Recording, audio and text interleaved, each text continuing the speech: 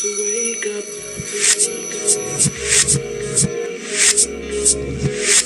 Wake up. Wake up, wake up, wake up. Wake up, you wake up, you wake up, you wake.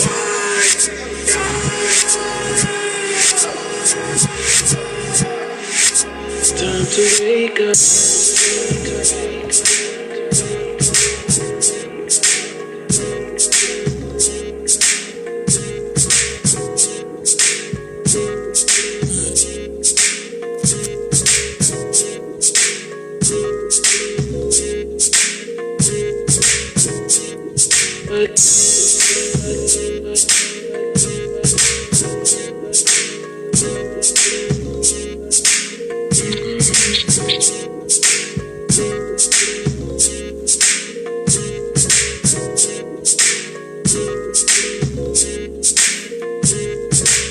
Time to wake up. Wake up. Wake up, wake up, wake up. Up you wake up, you wake up, you wake up, you wake.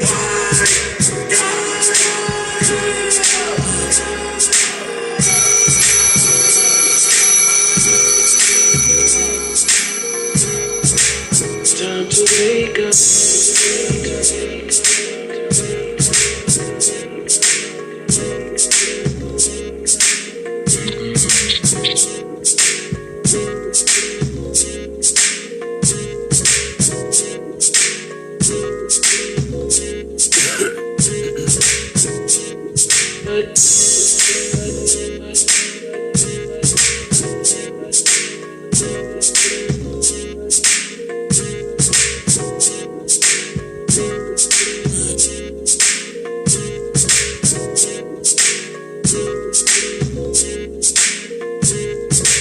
Time to wake up.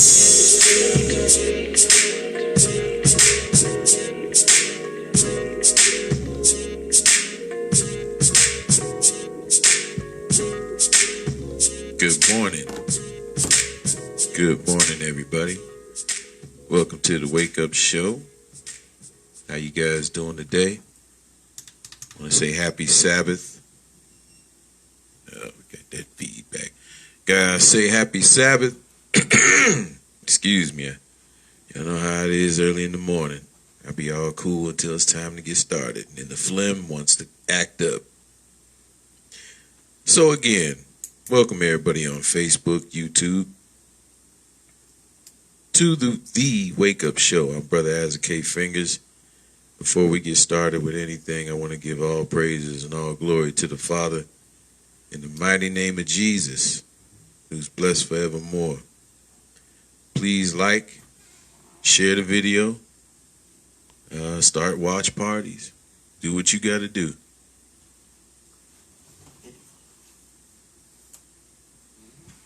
And I'm sorry, I'm sitting up here trying to share in different groups and stuff too. At the same, I'm not a multitasker. I'm not a multitasker at all. So after I do this last group, we can get started. So hold on 1 second.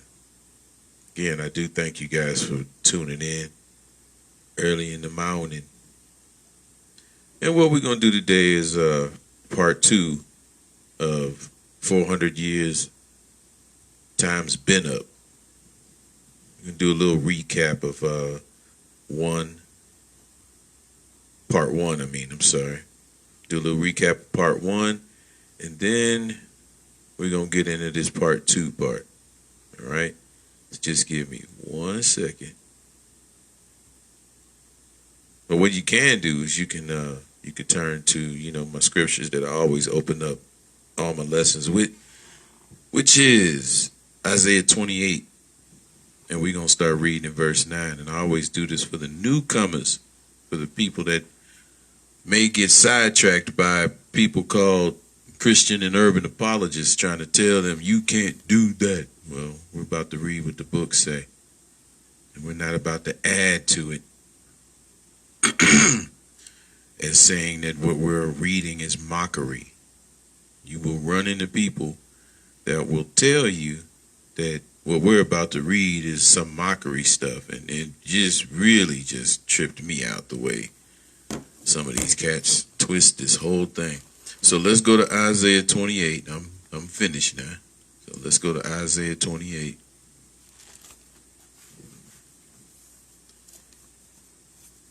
And we're going to start reading in verse 9. Everybody can hear me? Because I had to set this up a different way because my other computer, for some reason, don't want to the display doesn't want to work. So I'm doing it from a phone. All right, enough with the yapping. Hold on one more second. All right. So let's start reading Isaiah 28, and then we'll get into this lesson. Isaiah 28, verse 9. Whom shall he teach knowledge, and whom shall he make understand doctrine? Them that are weaned from the milk and drawn from the breast. This is not what you may hear as someone mocking Isaiah. All right. This is a statement. This is about people. This whole chapter is about false doctrine. And he's still sitting here trying to tell how he does things, how the Lord will teach us. Who is he teaching? He'll be teaching his people. It's just that plain and simple. His priest in in Exodus 19. Oh, excuse me. There we go. In Exodus 19, he says that we would be a nation and a kingdom of priests, right? So he has to teach his priests in order for the priests to teach the world. Or what do priests do? Sit around and just teach each other? That it makes no sense. I'm teaching you the same thing the Lord just taught me and taught you. No, they have to go out to the rest of the world and teach everybody else. That's the point of being the Lord's priest for the world. Let's keep reading. For precept must be upon precept, precept upon precept, line upon line, line upon line. Here a little and there a little. So, how did we learn and how are we supposed to, teach? Precept on precept, line upon line, here a little and there a little. You can read the book from the beginning to the end and you can get, many messages, but then you other messages that the Lord is trying to convey to, and you teach them precept on precept, line upon line, here a little and there a little. But how did the Lord teach us? All right. He's telling us right here, even though it's an angry way, all right, he's telling us how he's teaching us. Verse 11. For with stammering lips and another tongue will he speak to this people. He's not speaking to us in Hebrew only. And if you keep reading, it will say, yeah, let's read it real quick. If you keep reading, it said, to whom he said that this is the rest wherewith may be caused to weary and rest, and this is refreshing, yet they will not hear. So he is talking about Israel. He's speaking to us in other languages, yet we still ain't going to be trying to hear what he got to say. But the verse before that, how is he teaching us?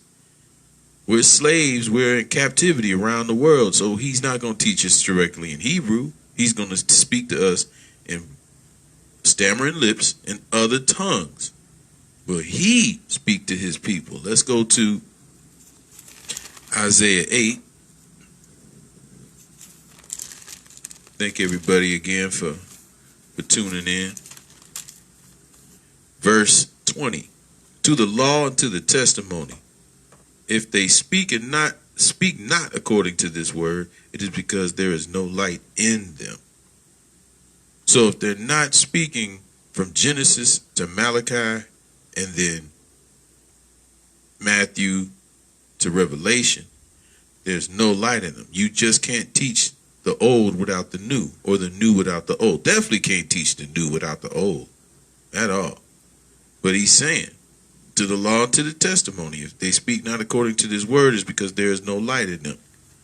So, again, if someone is not teaching you Genesis to Revelation, everything, not just dibbling and dabbling in Proverbs or Psalms, but they got the whole New Testament, then there's no light in them. Same thing with Torah only. They're only teaching Torah, ain't even trying to deal with the rest of the book. There's no light in them. It's what you call balance, people. You got to have some type of balance. You can't have the scales tipping on one side and that's it. Got to have some balance. So let's go to Revelation 14 and 12 and read the people who had balance by doing exactly what we just read. Revelation 14 and 12. Here's the patience of the saints. Here are they that keep the commandments of God. That's the law. And the faith of Jesus. That's the testimony. It's that simple. You want to become a saint? Keep the commandments of God and keep the faith of Jesus, who also told you keep the commandments of God. Nobody can get past this verse. They can try, but that verse speaks so much volume. All right? And just to add a little bit more sugar on top, let's go back to Revelation 12 and 17. Just for those naysayers that say we don't have to keep the commandments of God. Here's a question I have. Revelation 12 and 17. And the dragon was wroth with the woman. We know that woman is the nation of Israel. And anyone else who becomes a part of the commonwealth of Israel. And went to make war with the remnant of her seed, which keep the commandments of God and have the testimony of Jesus Christ. Now here's the thing. If the commandments of God are over with, why is the dragon coming after people who keep the commandments of God? That's because the commandments of God are still in effect. Satan should just be coming after people who have the testimony of Christ, right? But he coming after those that keep the commandments of God and have the testimony of Christ. And hopefully everyone that's watching me, that's you. So understand, in the future, Satan coming after us. He already got his, his people out here trying to come at us. But that's another lesson I'm working on. Are you ready to take up your cross? Because it ain't going to be pretty. All right? So with all of that being said, let's do a recap real quick of this, of part 1. All right? Excuse me real quick. All right. Let's do a recap of part 1. So, this whole lesson, this whole thing about this 400 years, all right, it started a while ago, all right? And when I got hold of it and saw things and started looking in this book, I didn't see things that came up with, that came to 400 years was going to end in 2019. And then with the icing, I'm going to say the cake and the icing, was my teacher. My teacher did this lesson showing that no one's reading the entire prophecy, which opened up even more when I, saw what he said. And so this, I want to say propaganda, but this whole promotion of 400 years, everyone's going home. People don't understand the only way we're going home is when Christ comes. So to say that 400 years and when it's up, we're going home, you're also saying that's when Christ will come back. This has nothing to do with 400 years of spiritual deadness, and then we're going to wake up, and then the judgments are going to come, and then we're going home. That's just, I don't even want to say a bad word, but let's just keep going, okay? We started off with Stephen's testimony, all right? We read Acts. You can go back. I'm not going to do this whole lesson again, but you can go back and read in Acts 7 that Stephen's testimony is not prophecy. We have some so-called online teachers and a few big named teachers who actually use Stephen's testimony as prophecy, and it's not. It's all testimony of what happened in the past. So let's keep going. So we went into Acts and we read where in Acts 17, let's just go ahead and read it while it's here. But when the time of the promise drew nigh, which God has sworn to Abraham, or Abram at that time, the people grew and multiplied in Egypt. So the problem that we had, is you see in this video, is there's people that totally believe that Israel was not in the land of Egypt for 430 years. Some people want to say that half of that time, which was 215 years, was actually in the land of Canaan, and the other 215 was actually in the land of Israel. But that's not what I'm here to debate. All right, people could debate that all they want to. It really does not matter to me, because this whole thing has nothing to do with salvation. All right, I'm gonna say that again. This whole 400 years thing has nothing to do with salvation, but it does have to do with helping of the falling away. That's the only reason why I do this lesson. All right. So some people believe that we were actually in Egypt for 400 years or 430 years, and I'm one of them people. But there's other people that believe that we were only in there for 215 years. But either way it goes, the whole 430 years was in Egypt or Canaan in those days. Not now. It was then. Let's keep going. So here's, something I found. And like I said, people are saying that, we have to go through the whole thing for 400 years and then the judgments will come. Okay, that's not what people said in the beginning. People said 400 years, we're gone. And the very day, let's keep going. And the very day that the Egyptians the Israelites, my forefather, came out of Egypt, the very day they came out was the end of the 400 and the 430 years. So the entire 400-year prophecy was spoken by God was from Genesis 15 verses 12 through 16, not Genesis 15, 13, and 14. So what Israel has done is cherry-picked. As much as we love to talk about Sunday doctrine Christians cherry-picking the Bible, Israel does it too. All right? So, let's read the entire prophecy spoken by God. Genesis 15:12. And when the sun was going down, a deep sleep fell upon Abram, and lo, an horror of great darkness fell upon him. Genesis 15:13. And he said unto Abraham, so this is the Lord speaking. So from right this point, we're going to read the entire prophecy. Know of a surety that thy seed shall be a stranger in a land that is not theirs, and shall serve them, and they shall afflict them 400 years. And also that nation which they shall serve will I judge, and afterward shall they come out with great substance. Now, what some people also try to do is say America alone is that nation. What we're going to show today is that Israel, all of Israel, was not brought to America only, as some of our early teachers thought, reading the book. They only thought the slaves was brought to America.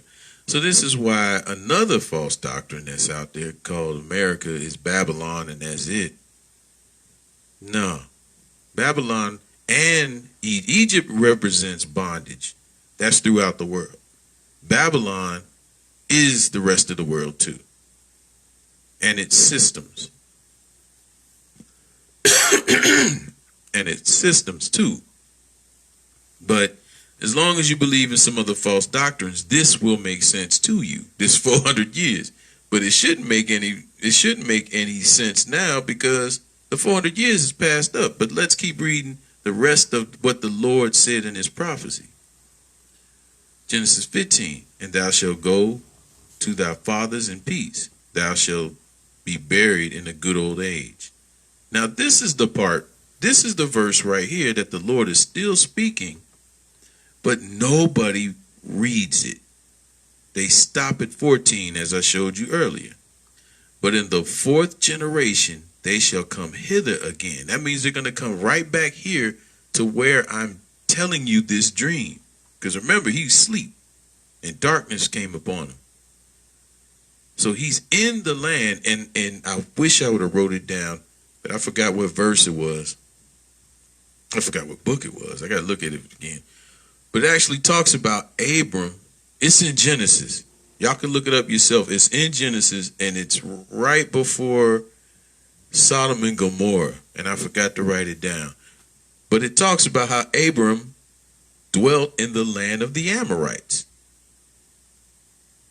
So this is where he got the dream from. And this is why the Lord is saying to him, but in the fourth generation, they shall come hither again. They shall come here again. For the iniquity of the Amorites is not yet full. So he's telling them this is a part of the whole prophecy. So now that we know about the Amorites, and we know they're supposed to come back in the fourth generation, when did they come back? They came back when they left Egypt. 4 generations later, they came back and they wiped out the Amorites. And of course, you know, I showed some pictures of us being afflicted in Egypt, and you know, more stuff. I'm about to fly through this because definitely want to get part 2 done. Then we went in at, what is that, Exodus? Excuse for the feedback. I have a speaker up here. But we went, what was it, Exodus 12, I believe. Yeah, Exodus 12, read about how many men came out, you know. Yeah. And it came to pass at the end of the 430 years, I'm sorry. Even the selfsame day it came to pass that all the host of the Lord went out from the land of Egypt. So at the very marker of the end of the 400 years, that last day, the Lord brought them out on that day. What day was that? For those that have understanding, that was the first day of the Feast of Unleavened Bread. That was the month of Abib. On the 15th day is when the Lord brought us out. At the end of the 430 years. All right? So this can't apply to us today. More slides that showed, you know, captivity. And then we went back to read this again. But in the fourth generation, they shall come hither again, for the iniquity of the Amorites is not yet full. Now, I also had to show this because a lot of people believe that all of this was Israel. This is Abraham's inheritance. But Israel's inheritance is here. That means the rest of the land goes to Abraham's other children. And we know Ishmael is all up in here. We know that for sure. But whatever the Lord had for his, Abraham's other children, or Abraham's other children, that's his inheritance. So then we went into, let me see, who were the Amorites? So you could go into Genesis 10. Read verses 1, 6, 15 through 16, and verse 20, and it tells you who the Amorites are and where they live. Well, they tell you who the Amorites are. And then in Numbers 21, we went and read verses 10 through 13, 21 through 25, 30 through 35, just to see that Israel wiped out the Amorites. The same place that Abraham was dwelling in.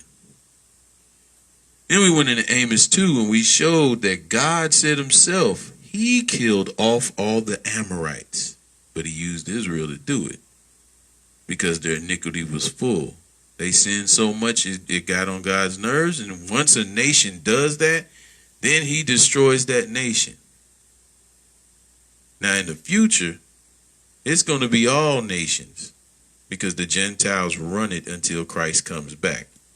And he's going to destroy all those nation systems. But everyone that has a chance, he's giving everybody a chance to get this word, be a part of Israel or be a part of the commonwealth of Israel, to not be destroyed with their nations, including Israel. Just don't think because you were born an Israelite, you're going to be saved. No. You got to keep the commandments of God and the faith of Jesus. Plain and simple. So then, when we saw 4 generations, just had to show how many generations, because again, this a lot of stuff I do is for the naysayers too. It said 4 generations that the Israelites are gonna come back and wipe out the Amorites after the 400 years. So 4 generations should be somewhere in here, the 4th generation.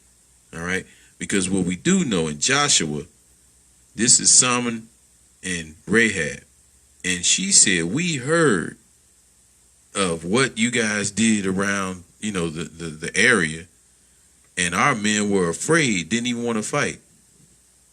So somewhere from here, I'll say maybe that Perez, that's when they went back in the 4th generation when they came back. I mean, when they left out of Egypt. But what you see here is 42 generations. So it already happened. All right. Some people want to still believe, no, the 400 years is up now and we're getting ready to go back. Because they're already backpedaling. I saw people backpedaling in last month. Well, not last month, but this month. And I said, I'm going to stay quiet for a little bit. Because a lot of people also backpedaled back in August when it didn't happen. And these Christian and urban apologists, they were waiting on these days. And I can't blame them. I can't blame him. If you cherry picking and you're not reading right and you create a whole new doctrine, this is what's going to happen. And the main reason I used to do this lesson every year is because I'm too afraid that people are going to fall away. They're going to be like, them Hebrews, they was lying, I told you. And then, they done ran off into Kemet. They done ran off back to the Sunday Doctrine Church. Buddhists, whatever. So then we got into the reason why we are in captivity, right? So we went to Hosea 13, 4-9 and read that Israel destroyed itself. Also went to Luke 19 and 41-44, where Jesus was weeping. All right. Why was Christ weeping? Because he knew what was going to happen in 70 AD. All right. And you can go to Deuteronomy 28, read what actually happened. Verse 15, verse 42-53. Then we went back to 32. Then verse 41, verse 64, and then verse 68. Then we also went into Deuteronomy 4 and read where the Lord said, I will scatter you.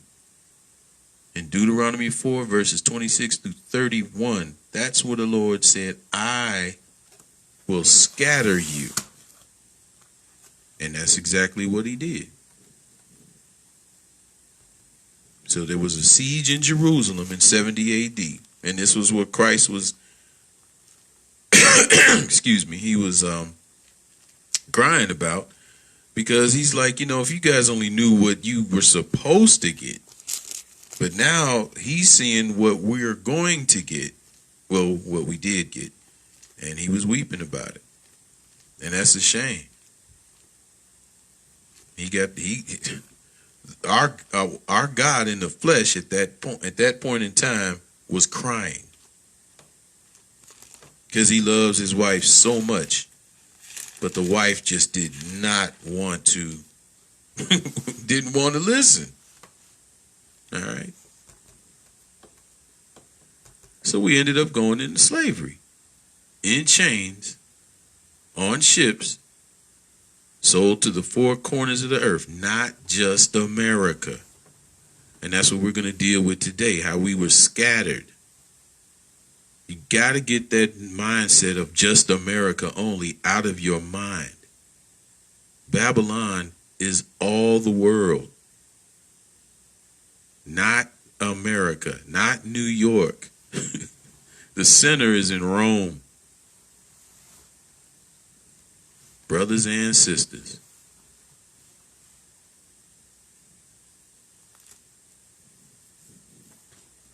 Bondmen and bondwomen.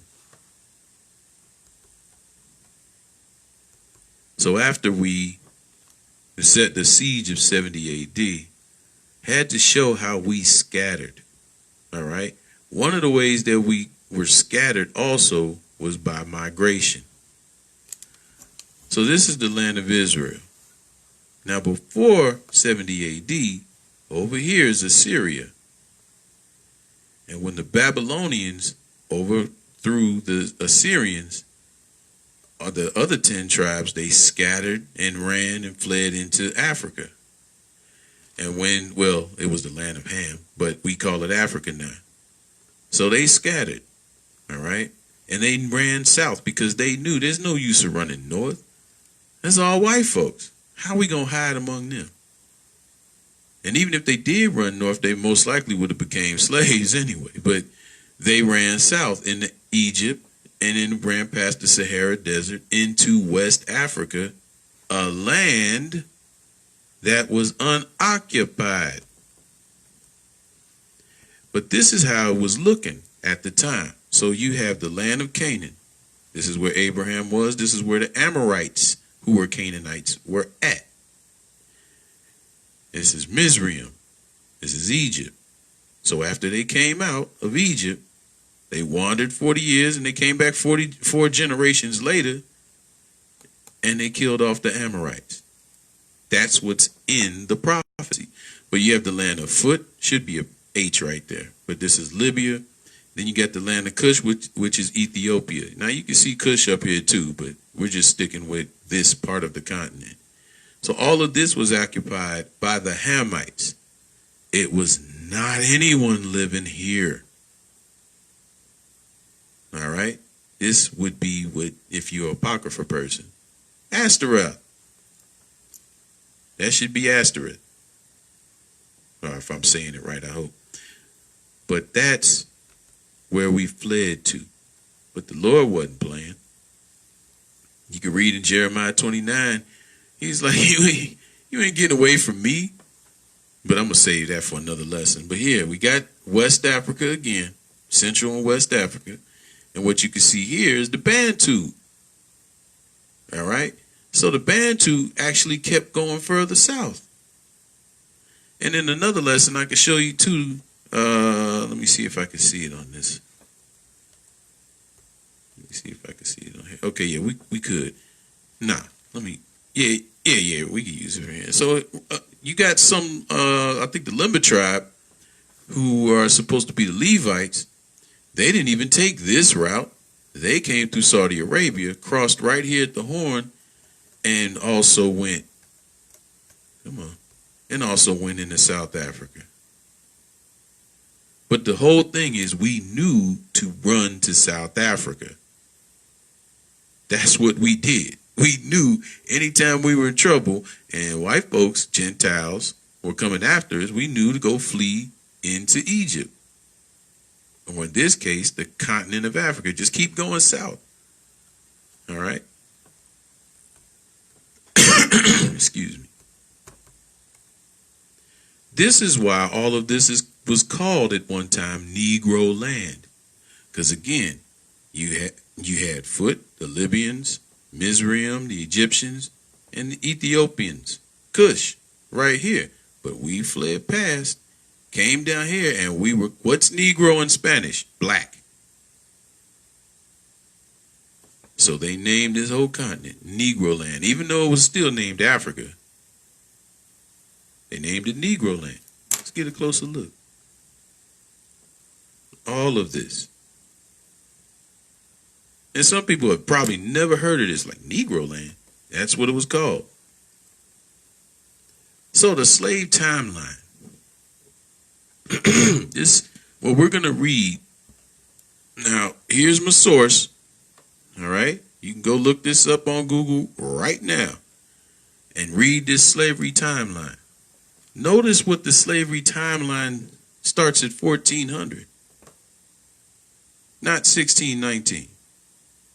Because we're not talking about just America. We're talking about the prophecy that the Lord spoke about the children of Israel. So that means every Israelite placed around the world is what this is going to be talking about. Okay, let's keep it moving. Before 1400, slavery had not existed in Europe from classical times and did not appear with the collapse and did not disappear, with the collapse of the Roman Empire. Slaves remained common in Europe throughout the early medieval period. However, slavery of the classical type became increasingly uncommon in the northern Europe, and by the 11th and 12th centuries had been effectively abolished in the north.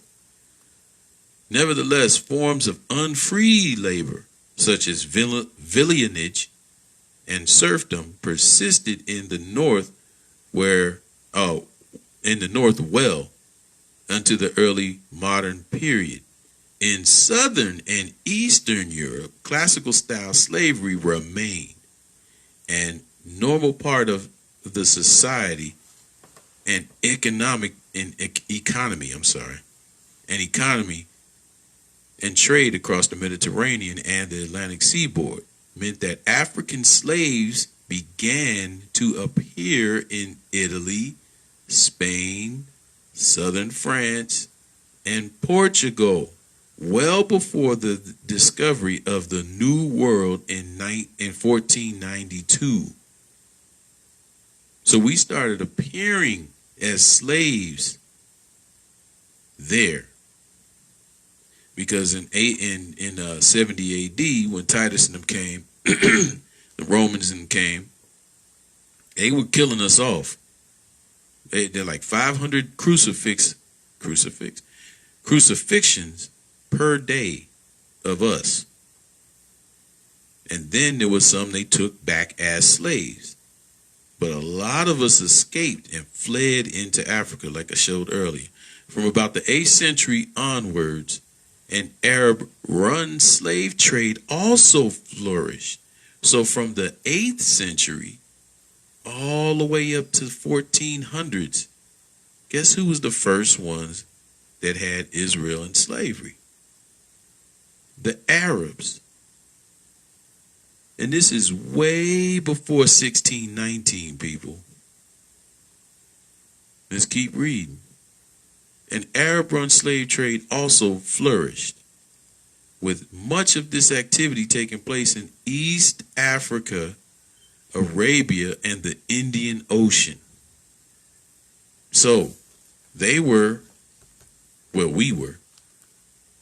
being enslaved by Ishmael, our uncle. Kind of goes with that. Now, if you watch the first video, people were trying to say that in that cat's video that Ishmael scourged, even though it's mocked in the Bible.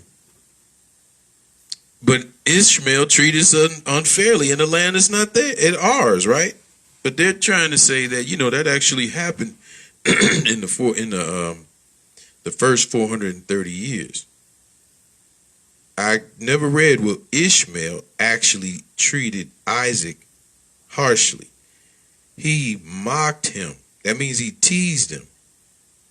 But now we up in, the 8th century all the way to the 1400s, and Ishmael treating us real bad in a land that ain't ours, right? So what we see here is that when we fled in Africa, what happened? Ishmael got us and took us right back and took us to the Indian, the Asian continent, even the other islands. I can't show this video. But in India, there are a tribe. There's a couple of tribes. I found more of them. But the main, most popular one that everyone knows about are the city. Come on, blow up. There we go. Are the city. Now, these are people that's in in India, all right, and Pakistan. They're Hebrews.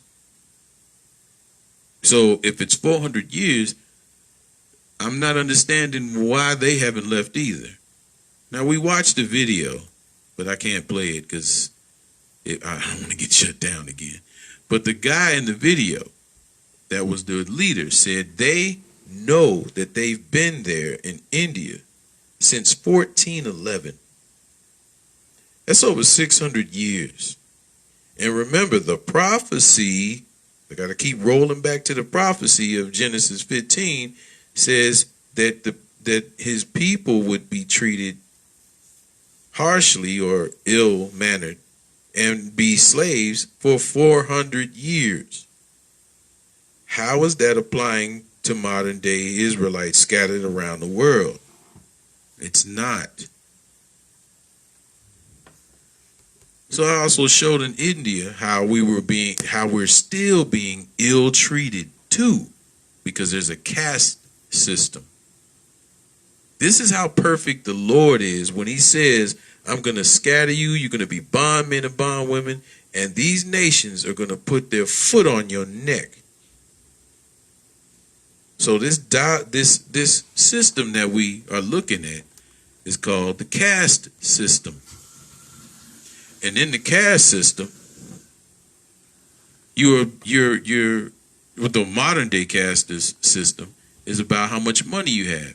But in the past, it was about your skin color. You couldn't marry up, you couldn't marry down. Now, if you did try to move up or down, you had to get permission. So let's say you're in this class, and there's somebody that's in a class that's more lighter in skin tone and has more money than you. Well, then this person has to get permission from their parents to marry down to you. So every single one of these have to get permission to marry within that triangle. But guess where Israel is?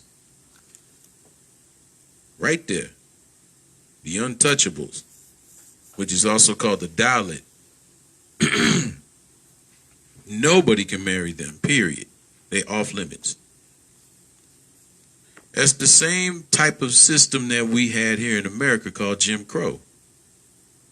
But it was mainly you couldn't marry nobody black, period, even if they had a drop of black blood in them. But that didn't stop Massa, did it? He ain't marry us. Book says he wasn't going to marry us. So even in the Philippines, look at them little girls. Israel's over there too. But yet and still people are saying 400 years is up. It's time to go home. Okay, now that the 400 years is up, we're waiting on the judgments now. No, the self-same day is the day we're supposed to get out of here, according to the prophecy. And then, according to the prophecy, we're supposed to come back to the land where Abraham was at and kill off the Amorites. So my question for everybody has always been, who are the Amorites today? It's not these cats. Now you look at these cats. This is important. I can't say that first word right. Papua New Guinea. And I'm going to play this one. But in Papua New Guinea, these people know that they're Israel. We're not used to looking at anyone like that, right? With all the leaves and feathers and all of that stuff. But they know that they're Israel. And we're going to see by playing this music, playing this video.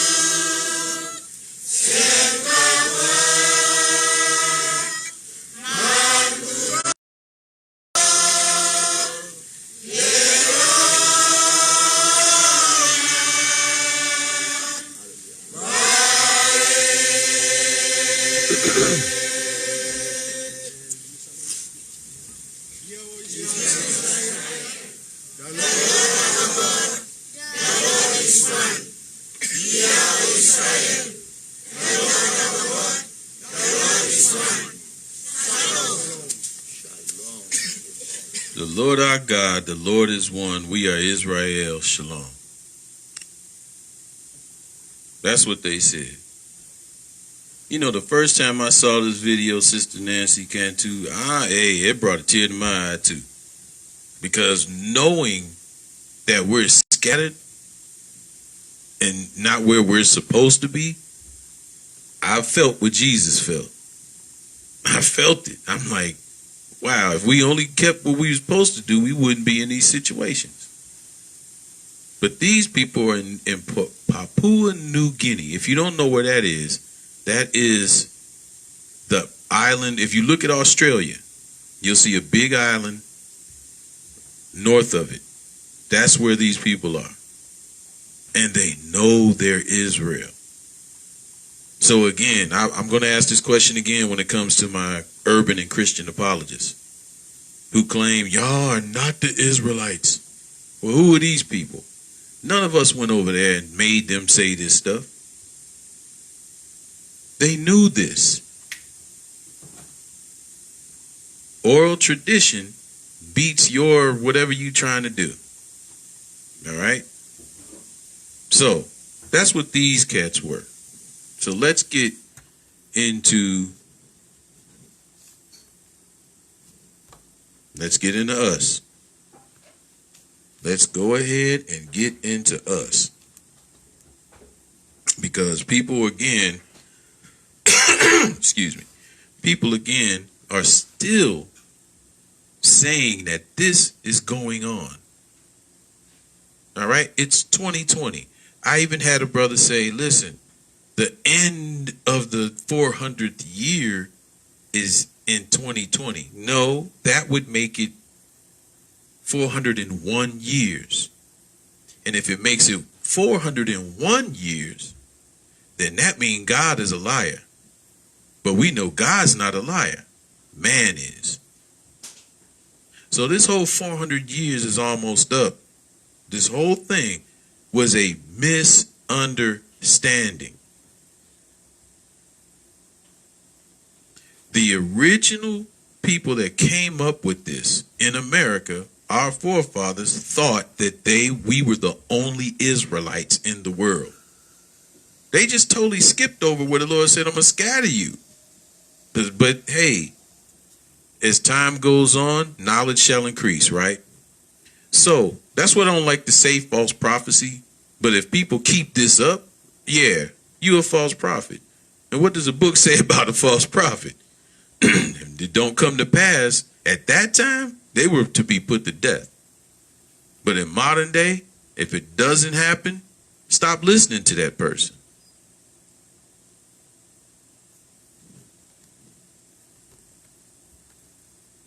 So what we're going to do, and this time I'm putting this is why I was trying to make it so close.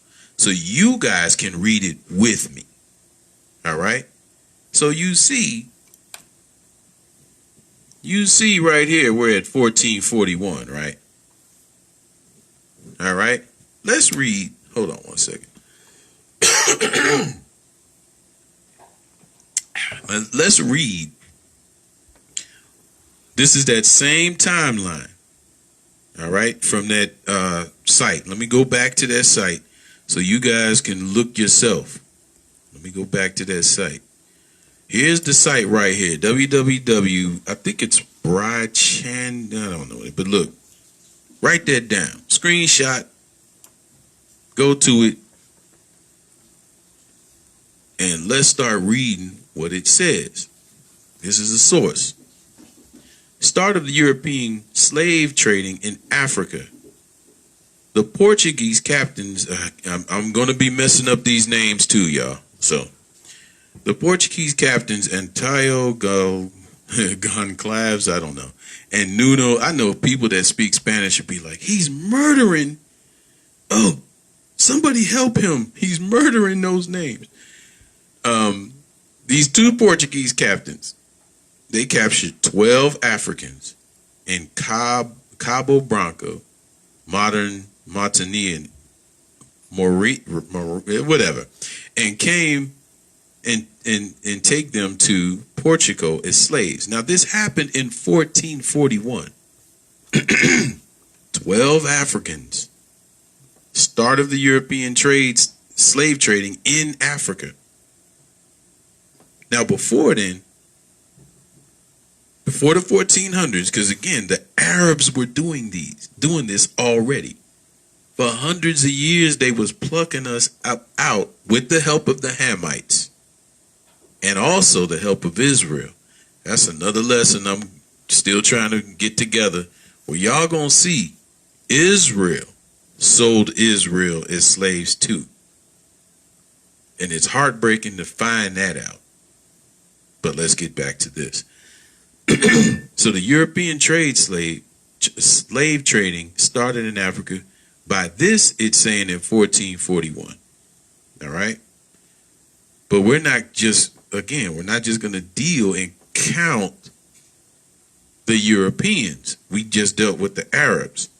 So 400 years is way out the league now. So now we're just going to deal with the Europeans. So that's when it all started, according to a lot of sources, in 1441, with the Portuguese taking 12 slaves, African slaves, which would be Israel, to Portugal. See, did I have something? No, okay. So, January 8th, 1454, Pope Nicholas issues Romanus Pontifex, a bull granting the Portuguese a perpetual monopoly in trade with Africa. Nevertheless, Spanish traders began to bring slaves from Africa to Spain. So, the Pope was in on this. Oh, so to all of my Catholic brothers and sisters, you mean to tell me the person that you look at the most as like close to the most high when it comes to people on the planet, you mean that whole legacy of the popes was in on the slave trade? Tisk, tisk. The 1470s, despite papal opposition, Spanish merchants began to trade in large numbers of slaves in the 1470s. Now, as we read here, the Pope gave a perpetual monopoly with trade in Africa to the Portuguese. But the Spanish was like, forget that. We ain't about to let them build up and conquer us. We got to get some resources too. So the Pope had a problem with it. And Spanish merchants was like, forget what you talking about. We going there and getting us some of them Negroes. 1481, the Portuguese embassy to the court of King Edward of England. And yes, I'm skipping over this because I don't know Roman numerals, so stop laughing at me. All right, so let's start again. 1481, a Portuguese embassy to the court of King Edward of England concludes with the English government agreeing not to enter slave trade against the wishes of many English slave traders. So back here in 1481, the Portuguese had they're telling England, don't come into this. Don't come into this. They probably had the backing of the Pope too. Hey, England trying to get in on this. We can't have them doing it. Because see, anyone who gets free labor can become a powerhouse. Anyone that can, and remember, Portugal is right next to the continent of Africa. So it'd be easy. It's not a lot of miles to transport things, especially us. But they're telling the English, you better not get in this. 1483, Diogo Cal discovers the Congo River. The region is later a majority source of slaves. So remember when I showed you we ran into Africa? that one little area in the Congo, that's where they discovered all of us. The Lord had his hand in this, which people need to understand. I also, let me say this, especially to my brothers and sisters of One West or branches of One West or anyone that hates white folks. This is our own fault. Because if we would have kept the commandments of God like he told us, 70 AD wouldn't have happened. We wouldn't have fled into Africa. And now these white folks wouldn't have found us. This is perfect of you can't run from the Lord when he say he gonna get you. I just want to say that. Because some people got a problem with me when it come to white folks. You trying to save massa. Yeah. I'm trying to save myself by getting him to see his evil ways and repent. Okay? Same way I do Israel, same way I do everybody else. But right here is where the Lord said, not said, but this is where the Lord was showing, you ain't getting away. So they discovered the Congo River. Region is later a majority of source of slaves. 1486, how Alfonso Avero makes contact with the kingdom and the city of Benin. Wait a minute. In 1486? So in 1486, this guy made contact with the kingdom of the city of Benin. I don't know if you guys understand. Benin, I forgot what tribe, what is it? Oh, I forgot. But Benin was a capital city, and I think I want to say I don't want to say Demona. The Dahomey, I believe. I could be wrong about that. Israel was, and it was flourishing, and we were there because remember we ran in 70 AD into Africa, and then we started flourishing there. But the white folks came and found us, and he made contact with the kingdom and the city of Benin. 1487. Bartolomeo Diaz rounds the Cape of Good Hope and explores the Indian Ocean and the East African coast. So now the Europeans, they finally get away around the continent of Africa, and they discover the East Coast now. But guess who was already taking us away as slaves then? Ishmael, the Arabs. They've been doing it since the 8th century. But now Europeans are like, oh, what's going on here? Skip down to Skip down to October 12th, 1492. Christopher Columbus becomes the first European since the Viking era. Let's look at that again. Becomes the first European since the Viking era. So understand, the Vikings already came to like Canada. But that doesn't get taught in school, does it? Matter of fact, old son of mine, you ever heard of the Vikings before and not the football team? Yeah. Did they ever teach you in school that the Vikings came here before Christopher Columbus? Mr. Chandler did, yeah. Oh, they're teaching that now? I think he's the only one that teach it. Oh, he's the only one to teach it. Okay, well, okay, I stand corrected when it comes to that. But ask your children,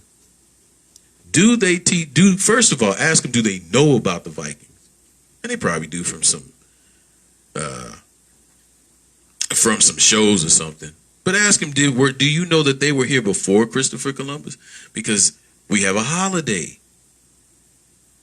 And it's always told that Christopher Columbus discovered America. All right? But it says here, Christopher Columbus becomes the first European since the Viking era to discover the New World, setting foot on an unidentified island named San Salvador, which is the Bahamas. All right? So from this point, 1492, all right, there's no Hebrews in America. Now I know people are going to say, well, when Christopher Columbus came here, he said that there was dark-skinned people.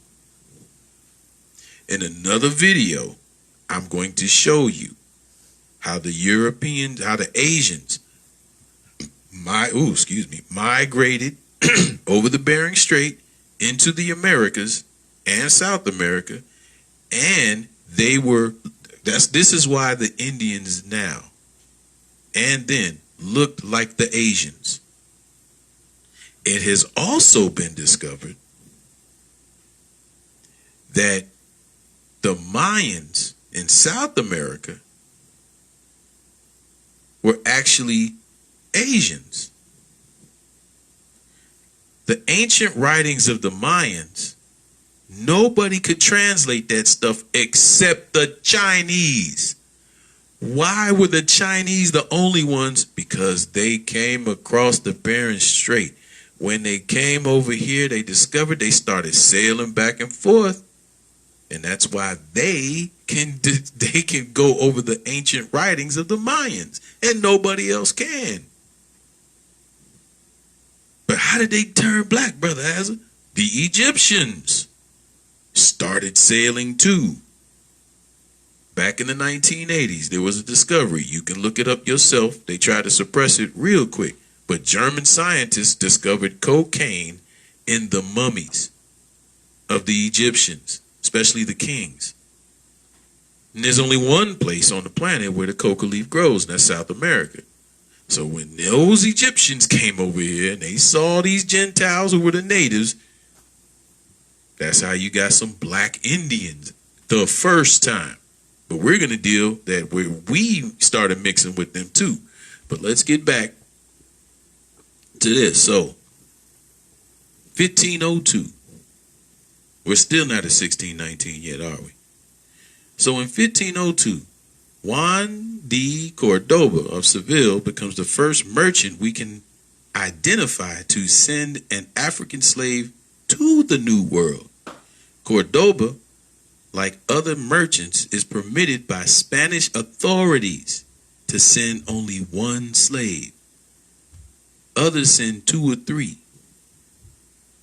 So when we really first set foot here, might have been 1 slave or 2 or 3, but that wasn't in 1619. This was back in 1502. Let me tell you why we've been bombarded with 1619. The reason we've been bombarded with it is because the school system here in America was created by the English.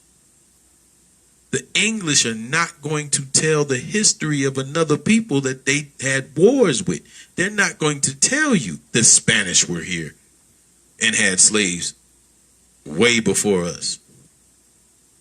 Just like they didn't want to tell that the Vikings were here first before Christopher Columbus. We were raised on the English, the first settlement. And they still can't get that together. Some people say 1607 or 1609, and then it jumps all the way to 1619. But let's keep reading. 1509. Columbus's son, Diego Colon, becomes governor of the new Spanish Empire in the Caribbean. He soon complains that Native American slaves do not work hard enough. Wait a minute. Hold on. If these cats, yeah, I'm trying to destroy other things too. If these Native American slaves do not work hard enough, and y'all got guns and whips to their backs, they should be working fine. Maybe they're not working hard enough because they're not Israel.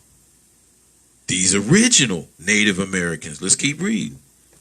January 22nd, 1510, the start of the systematic transportation of African slaves to the New World.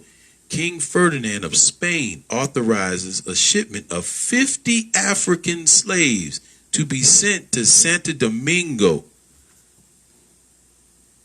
This is 100 plus years before 1619.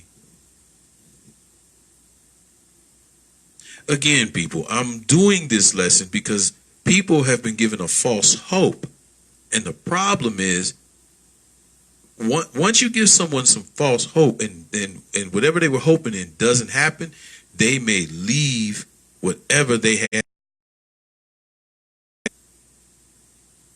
This isn't to mock my brothers and sisters or to tease them. I've been doing this lesson for years. It is to help the people understand 400 years was back in Abraham's day or Moses' days. Let's read that one again. 22nd of January, 1510. The start of systematic transportation of African slaves to the New World. King Ferdinand of Spain authorizes a shipment of 50 Africans to be sent to Santo Domingo. April 2nd. Oh, my birthday. April 2nd, 1513. Juan Ponce de Leon becomes the first European. Chef in the ghetto? Yes. He becomes the first European to reach the coast of what is now the United States of America, which is modern Florida. So Juan Ponce de Leon is the first European to reach Florida.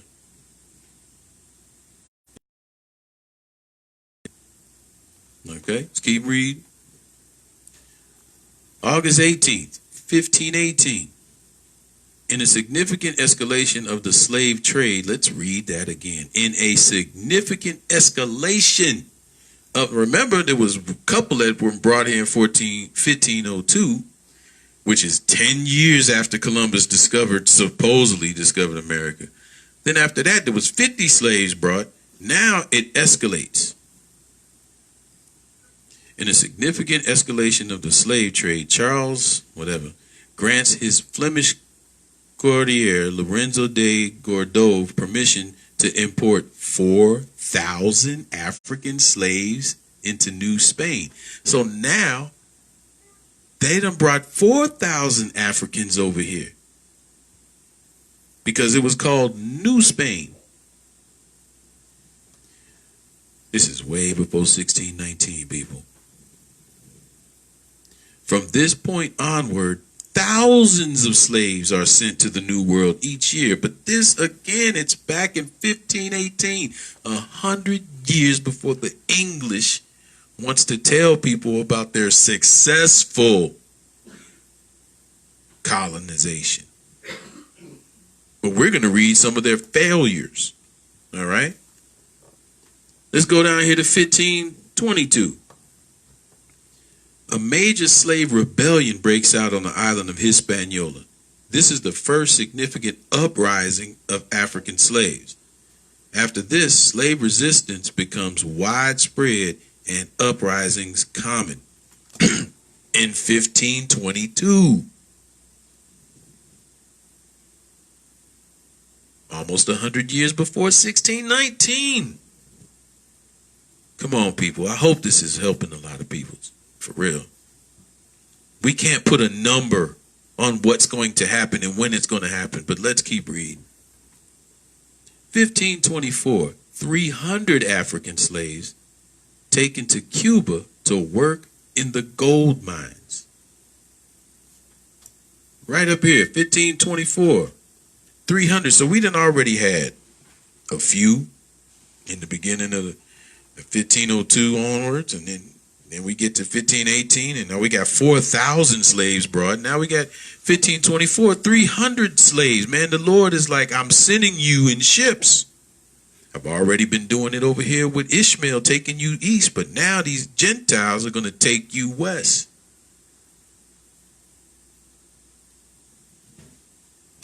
(1526) Hieronymus Sealer and Heinrich Inger of Constance becomes the first Germans we know to have become involved in the slave trade.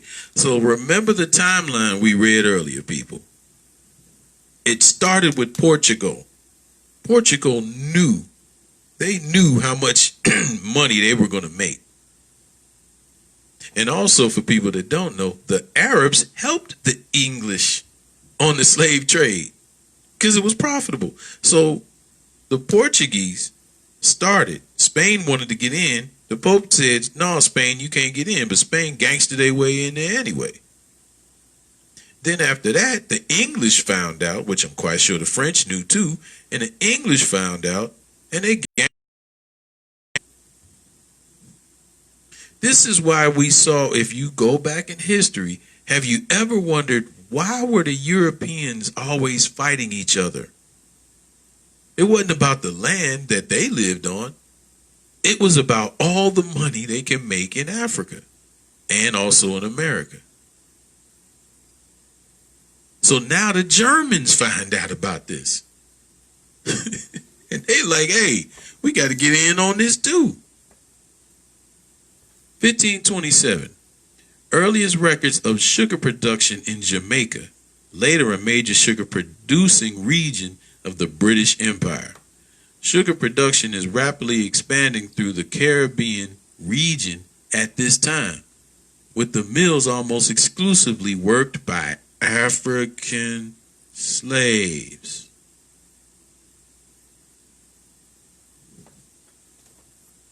You can't just focus on America, people.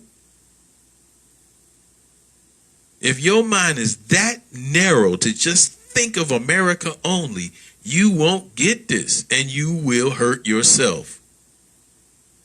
And I'm not trying to be harsh, but if you can only think that America is Babylon and everything that happened to us is here in America and that's it, you are going to hurt your brain.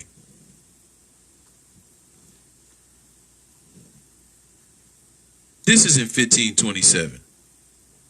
Sugar production. Let's keep going. 1530. Juan de la Vera Barrera of Seville, a Seville merchant, begins transporting slaves directly from Africa to the New World. Before this, slaves had normally passed through Europe first. His lead is quickly followed by other slave traders. So in 1530, so what we know now, excuse me. So what we know now from this timeline is that there wasn't a slave triangle in the Atlantic yet. The slaves were being brought from Africa to Europe and then from Europe to Americas. But this guy in 1530 said, let's just go straight to America. But this is all before 1619. January 22nd, 1532. Martin Alfonso de Souza founds the first Portuguese colony in Brazil at Salvense. I guess that's how you say it. Sugar production begins almost immediately. This is in Brazil, the New World, the Americas. This is why, again, you can't just look at America. You look at America, but what about our brothers and sisters that's in the prophecy? Remember, it was all about all of Israel, not just 13% of the population sent to America. It's about all of Israel. And now, our brothers, our ancestors, were being sent to Brazil.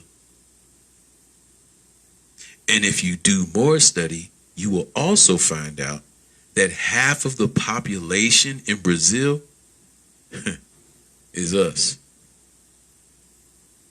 See, we're small here in America.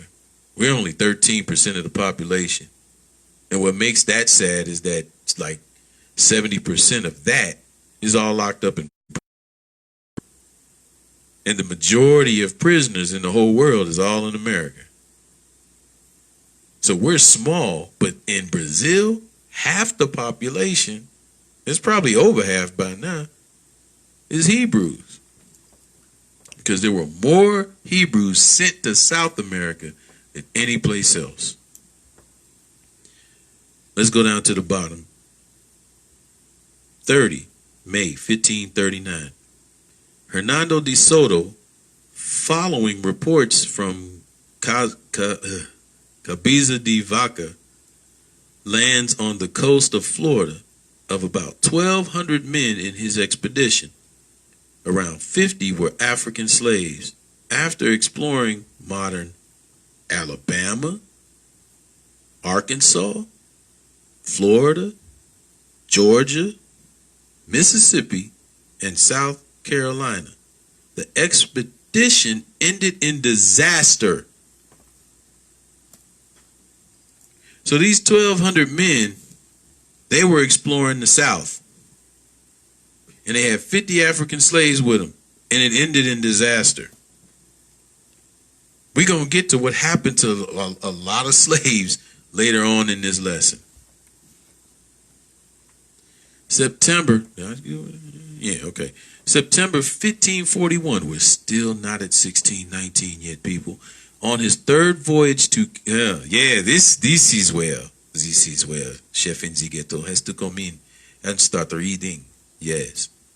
So, in 1541, on his third voyage to Canada, Jacques Cartier establishes the first French colony in the New World, in Charlesbourg Royal, close to modern Quebec. Yes, yes. So now the French are in, and they started having their presence in Canada, right? If I keep saying verse, what was that? 1555. Queen Mary of England, under pressure from the Spanish, forbids English involvement in Guinea. So in 1555, the Spanish, they really muscled Queen Mary of England into not going into Guinea. This is what a lot of them wars that we read about was about. It was about us. It was about us and our resources, because we fled into Africa. But who's orchestrating this whole thing? The Lord is. Again, this is why I'm saying there's no need for us to be mad at white folks. Okay, you did what you did to us. Okay, Lord, I know you were the one whooping me, and you're using white folks and Asians and everybody, all the rest of the heathen, to whoop me because of me sinning against you. But a lot of people don't want to look at that. As long as you stay in your anger, people, man, I don't know what to tell you. You may not get this picture, and you may not get into the kingdom if all you can do is point fingers at the white man. But this stuff is going on because of us. So these European nations is fighting each other to get us. All the wars you hear about them fighting on the high seas in Europe, they were trying to stop each other from coming here. From coming to Astoreth and getting us. October 1562. John Hawkins of Plymouth becomes the first English sailor that we know about to have obtained African slaves. Approximately 300 of them in Sierra Leone for sale in the West Indies. Hawkins traded the slaves illegally with Spanish colonies, but the trip was profitable and others followed. See, money runs everything, right? That money and that greed. Hawkins traded the slaves illegally with Spanish colonies, but the trip was profitable and others followed. These contributed to increasing tensions between England and Spain. What did I tell you? As well as initiating the English slave trade, Hawkins also introduced both the potato and the tobacco to England. This is why these wars that we read about in high school was going on, but they didn't tell us it's because of y'all. It's because we trying to get free labor, and we discovered a new world. Well, a new world, a new land. And we can use you guys as free labor for stuff that we're getting addicted to now. Sugar, potatoes, tobacco, cocaine maybe. But let's keep going. 14, let me see. July 27th, 1585. Again, still not to 1619 yet. The first English colony in the New World is established at Roanoke Island, modern North Carolina, organized by Sir Walter Raleigh and governed by Ralph Lane. It was not successful, and the colonists withdrew in June 1586. We're going to deal with that later on from another book called Black Indians. But this is the first English colony. But because it failed, they didn't teach you this in school. Conquerors are only going to tell you their success stories. That's why the English who run the education department, run education here, always kept talking about 1619. And that's why our fathers kept thinking, well, we were brought here in 1619. Oh, now we read 400 years. So now, come on, this is how it came to be. July 23rd, 1587. A second English colony was found in Roanoke Island, again organized by Sir Walter Raleigh. When it is revisited by English ships in August 1590, it vanished without, let me see. Okay, that was blocking it. It vanished without a trace. So Sir Walter Raleigh tried a second time in 1590 and it failed again.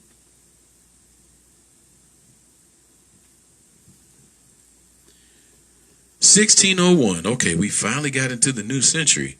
The Jesuits built their first sugar mill in Brazil.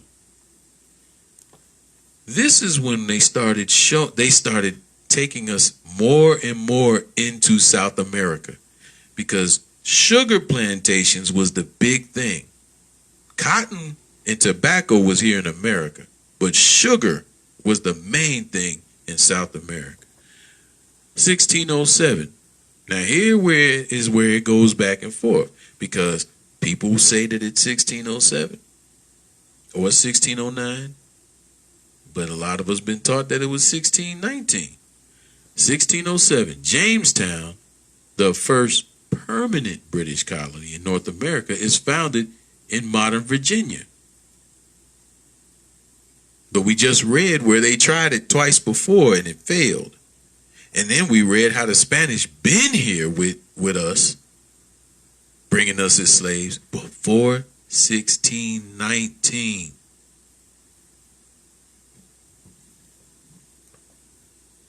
This is from ABC News. Remember when we read on that other one, it says something about 1502? Well, let's read. At least 10 million Africans were enslaved and transported to Europe and the Americas between the 15th and 19th centuries as a part of the Atlantic slave trade. The brutal trade was spurred by a strong demand for labor on plantations in the Americas, not of the U.S., the Americas. Eventually, it became an integral part of the international trading system in which Europeans and North Americans exchanged merchandise for human cargo along Africa's western and west central Atlantic coast. 1502, first reported African slaves in the New World. This is by ABC News. That's 100 plus years before 1619. We have been on this soil since 1502. That's 500 plus years, which means 400 years Time's been up. It's been up. It has passed at least 100-something years ago. And according to the prophecy, the 4 generations after supposed to be in the land of Israel where the Amorites live and killing them off. Where are the Amorites? Who are the Amorites today? They don't exist. Really need to get my brothers and sisters to understand this and focus on teaching salvation. Because too many people are looking at this and they're putting their hope in, oh, we're going home. We only got a year left. You know, there's a new one now, too. I thought this year was going to be the last time I do this lesson. But now, Hebrews is saying this year in August 20th is the end of the 400 years. So we're going to watch this repeat again. But they're also now saying 2024. And someone said the fall of 2024. Listen, man. Satan is crafty. He's using Israel too. Wheat and tares grow together. Don't think he ain't got some of these Hebrews out here false prophesying. I'm going to say it now. False prophesying to keep Israel distracted and give Israel false hope. There's so many things that has to happen before Christ comes and takes us home. Because Africa is not our home. He's not taking us to Africa. Africa is not the wilderness either. The west part of Africa, that's not the wilderness. Let's go to another source. Now we done did 2 sources already. Let's get some books going. Cargo's Atlantic slave trade. Look at that timeline. 1518 to 1865. It doesn't say 1619. 1518. And we just read where this stuff was started like in 1502. Here's a book I recommend everybody to go read. I love this book. My mother gave me this book when I was a shorty. Because on her side of the family is Seminole Indians. And she said that I look just like her grandfather, which would have been my great-grandfather. And said he was always looking mean all the time. Yeah? If I ain't wearing my glasses, I probably do look mean. But let's read from this book. Black Indians. Let's do some reading, y'all.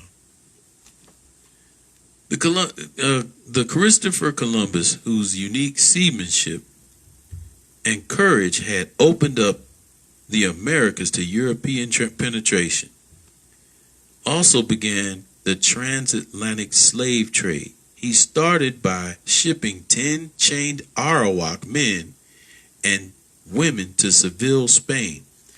Now, this is when some of my Hebrew brothers want to say that the original Indians were Hebrews because they were sent on ships to Spain. But if you continue reading things, you find out that these cats couldn't even survive the trip. And the ones that did survive, when they got over there, they died off. You had a few that actually made it. You know, and then you had a few, I forgot dude's name, at Plymouth Rock, that actually came back. He got out of slavery. The Lord said, no one's going to buy you out of this. You going into slavery and you staying there.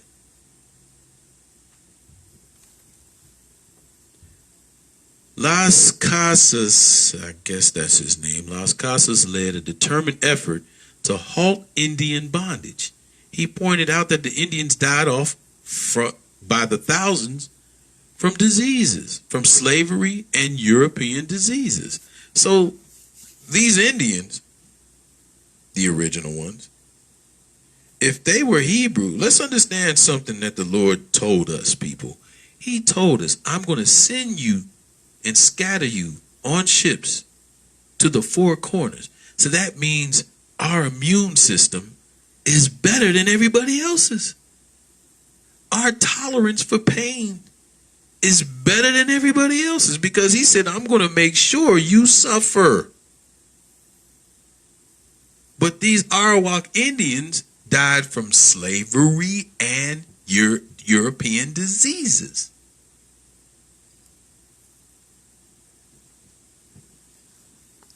Forced labor in Spanish mines in the Americas was so harsh that the average worker died before he was 26. To meet their need for more laborers, Europeans looked next to Africa. The strongest sons and daughters of Africa were seized in their homes or fields or purchased from local traders. Guess who the local traders were? Oh man, a lot of the local traders was not just Hamites, people.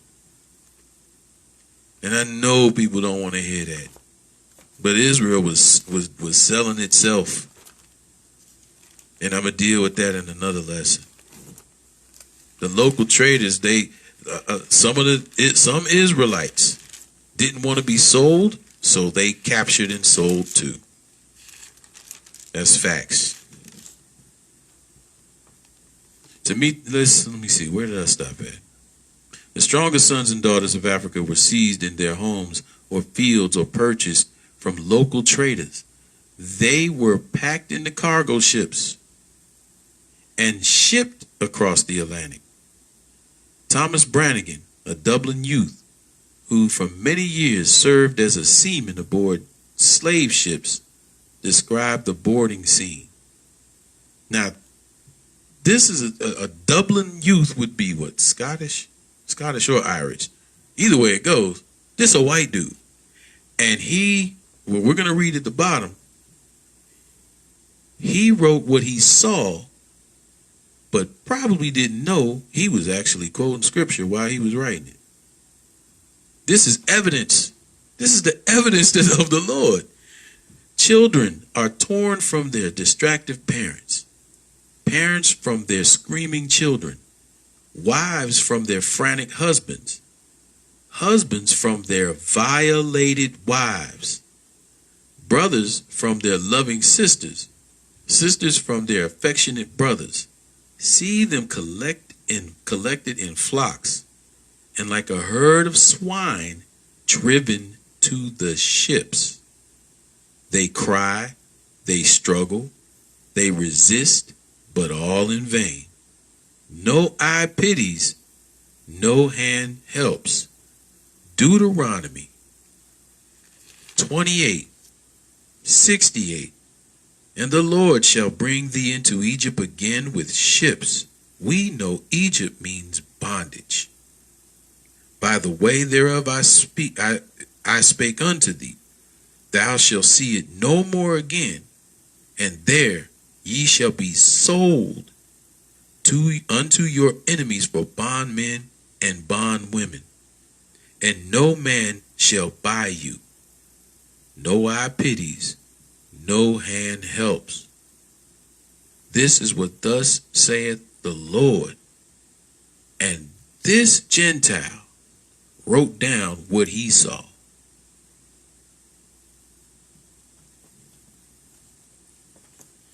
The first Africans brought to the New World. First Africans brought to the New World by European slavers probably arrived in 1502. Here we go again. It's a third resource, people. Aboard the ship that brought the new governor of Hispaniola, Nicolas de Ovando. Soon after they landed, some Africans escaped into the woods and found a new home among the Native Americans. Oh. See, this is why the English didn't want to talk about what the Spanish did or the fact that these slaves ran off, because that might trigger some of us to run off. Later that year, Governor de Ovando sent a request to King Ferdinand that no more Africans be sent to the Americas. His reason was simple. They fled amongst the Indians and taught them bad customs, and never could be captured. This is why when America, the colonies, started growing, they started making deals with the Native Americans, and then we became slaves to them too. Now some went along with it, some didn't, like the Seminoles. But a lot did, like the Cherokee.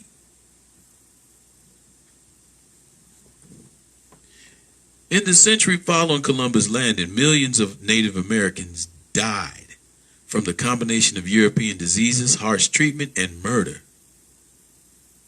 So besides murder, the Native Americans died because of the diseases and the harsh treatment. But the same thing happened to us, and we survived. The Lord is like, you ain't about to die. You about to live this. And even unto this day, when it comes to sports and other things, why are we the best? Why are we the strongest? Africans took their places in the mines, in the fields of the New World.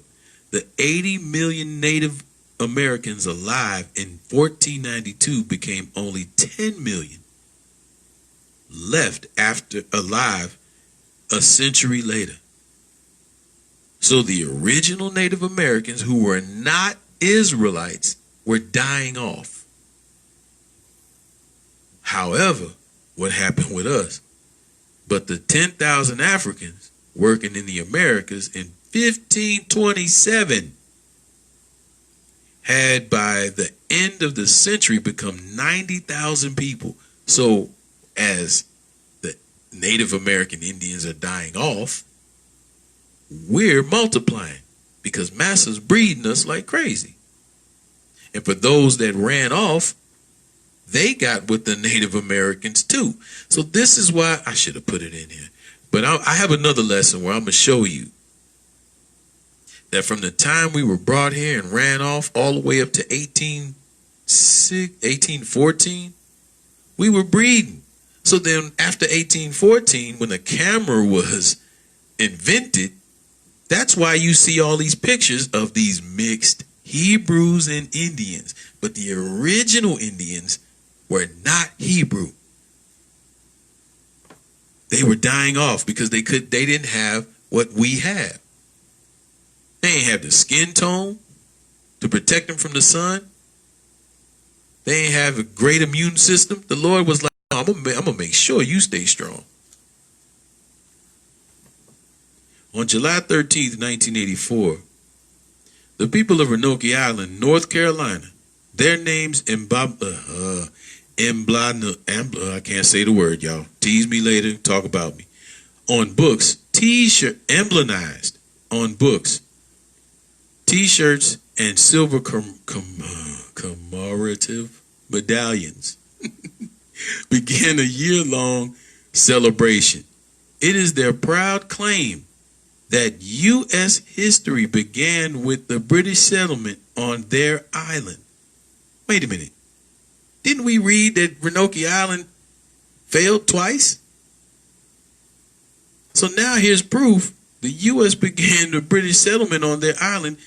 Cultural events throughout the state announced America's 400th anniversary.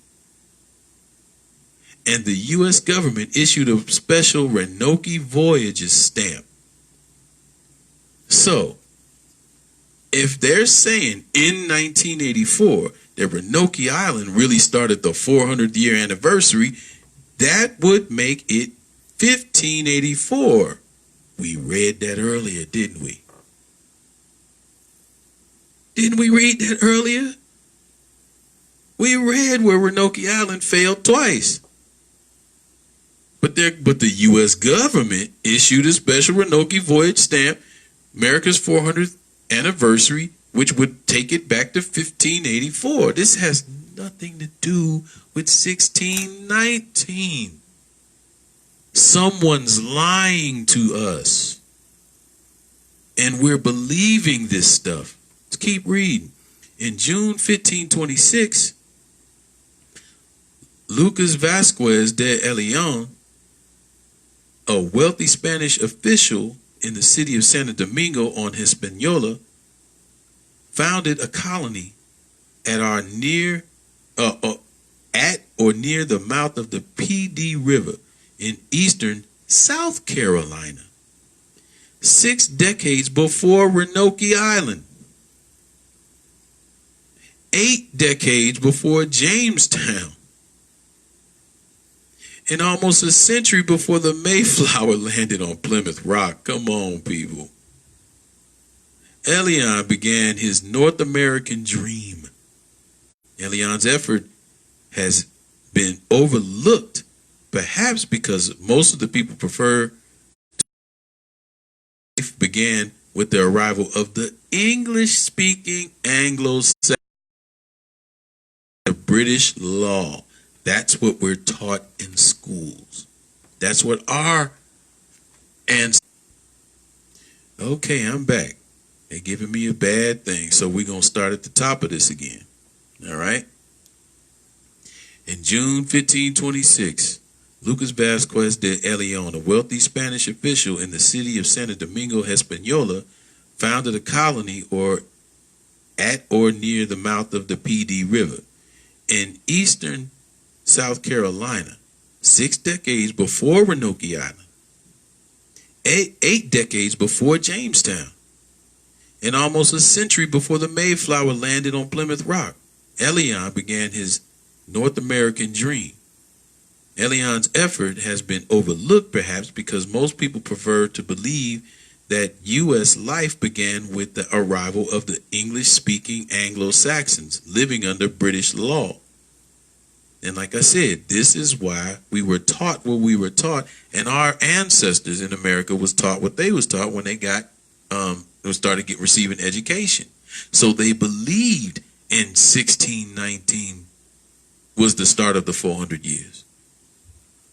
Perhaps his settlement is neglected because it is tragic fate, death by mismanagement, disease, and slave revolt. Slaves were here before 1619. This is saying 1526, slave revolt. Perhaps it is unmentioned because of its unique rebirth in the woods by people not considered a part of the white U.S. heritage. This is when the slaves were running off and getting with the other Gentiles, the Native Americans. Your enemy is my enemy. We are allies. When the Spanish Armada severed the settlement's connection to British ports, it withered and died. Roanoke Island became famous as the lost colony. So why did it? Because the Spanish were here already. And they had a lock. They had blockades. So when the English were trying to get things together here, the Spanish Armada severed the settlement's connection to British ports. It withered and died. Roanoke Island became famous as the lost colony. In light of this unacceptable object lesson for children, most schools texts prefer to begin U.S. history with another colony. Captain John Smith's Jamestown, Virginia, founded in 1607. There is your evidence, people.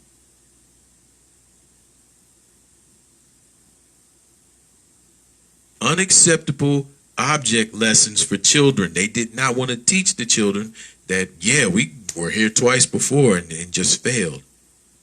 Or the Spanish were here before us. They didn't want to teach that. This is why we are again, people were saying 1619 is when we started. 2019 is when we're going home. Captain Smith was sent out by a London joint stock company seeking profits from colonization. Smith sailed with an overload of failed aristocrats and settled on land owned by the Algonquin Confederacy. So all of this was going on. I want you to look at this map, the top of this map. African slave trade, 1500 to 1870. This is showing you, and again, remember when I talked about South America? The majority, they got us all here. Now, let's start from the beginning. 70 AD, we're here, right? We're all right here. This little place right here called Israel. 70 AD, we get scattered a little bit. You know, the three tribes of Judah, because, you know, the rest of them are already scattered. And we run through Egypt to where we kind of know our other brothers is probably at already. And we run here. Now we're all settled here, but the Lord is like, I told you you're going to go away on ships. So now we're getting sent that way, even though we were already getting sent this way, marching into Europe and everything. Boy, when the New World was discovered, look how many of us was sent to South America. I mean, it was in droves.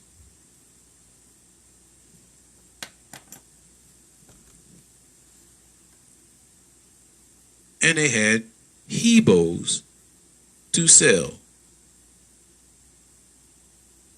That's all I'm going to say about that. They had hebos to sell. And there are your hebos today. Way before 1619, people. I just want my brothers and sisters to understand, stop trying to predict when we're going home, because at the same time, you're predicting when Christ is coming back, which will make you look like a false prophet. This has nothing to do with spirituality. This has nothing to do with, well, I see signs here and see signs there. This got to become, a lot of us are looking at the wrong signs. Christ told us in Matthew 24, things that was going to happen in the world, period, before the end comes. Not before I bring you home. Well, it is in a sense before I bring you home. But we can't calculate it based off of the prophecy in Genesis 15. Because that was then. It is not now. So you know who had found out about this, and they played into the hands of us. H.R. 1242, 400 Years of African American History Commission Act. But again, it's been way more than 400 years. So when this happened, what was it? Last year, 2 years ago, I think, when they commissioned this. I ain't trusted for nothing. This is, again, H.R. 1242. Yeah, 2 years ago, right. And we can see who introduced the bill, right? Let's read this. Public Law number 115-102. And this was on January 8th, 2018. This measure has not been amended since it was passed by the House on May 1st, 2017. The summary of that version is repeated here. 400 Years of African American History Commission Act, Section 3. This bill establishes the 400 Years of African American History Commission to develop and carry out activities throughout the United States to commemorate the 400th anniversary of the arrival of the Africans in the English colonies at Port Comfort, Virginia in 1619. Now, notice how, where is it at? English colonies. This is the government saying English colonies. This ain't got nothing to do with Spain, that we've been here longer than that. It's just about, and we already read where the English tried it twice before and failed. So they're only going to teach about 1619. The commission must plan programs to acknowledge the impact of that slavery and laws had enforced racial discrimination had on the United States. Encourage civic, patriotic, historical, educational, artistic, religious, and economic organizations to organize and participate in anniversary activities. Assist states, localize a nonprofit organizations to further the commemoration and coordinate for the public scholarly research on the arrival of Africans in the United States and their contributions to this country. The commission may provide grants. I want y'all to look at this. The commission may provide grants to communities and nonprofit organizations for the development of programs, grants to research and scholarly organizations to research, publish, or distribute information relating to the arrival of Africans in the United States, and technical assistance to states, localities, and nonprofit organizations to further the commemoration. Now, saying this committee gonna give out some money to those that will continue the lie of 1619.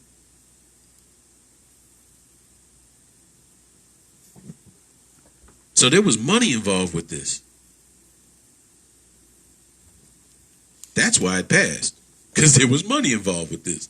Section 7, the commission must prepare a strategic plan and submit a final report to Congress that contains a summary of its activities, an accounting of it if it's received and expended funds, and its recommendations. The commission shall terminate on July 1st, 2020.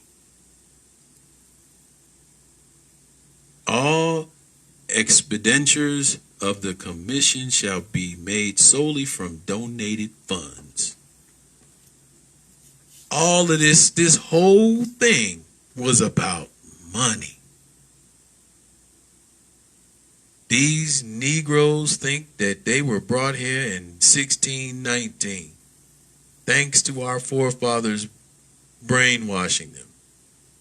Now it's almost 400 years later, and they totally believe that they're, that this slavery is going to be up. Well, let's get some money off them. Let's see who will donate. Let's see who will. It's a shame, man, but it wouldn't have happened if it wasn't for us. If we would have kept the commandments of God, we wouldn't be looking at stuff like this. Let's keep going, because that's what that's what the government did here in America. And at the same time, they're allowing other countries to so-called be in unity with this, to lure us back to the same place which they want to call home. Ghana is not our home. No disrespect to all my brothers and sisters over in Africa, but that's not your home either. That's not your home, and it's not our home. That's where our ancestors settled. All the West, all the countries, Congo, Ghana, Nigeria, Cameroon, that's where we settled, because we were running from the Lord. We were running from the Romans and who the Lord sent against us, and we came in there, and then when we settled there, the Lord turned around and made the Europeans come and get us anyway. And that's why we, over here in America, are here now. But this hasn't stopped. How many of y'all remember a couple of years ago in Libya, we started seeing all these pictures of how our brothers and sisters are being treated over there?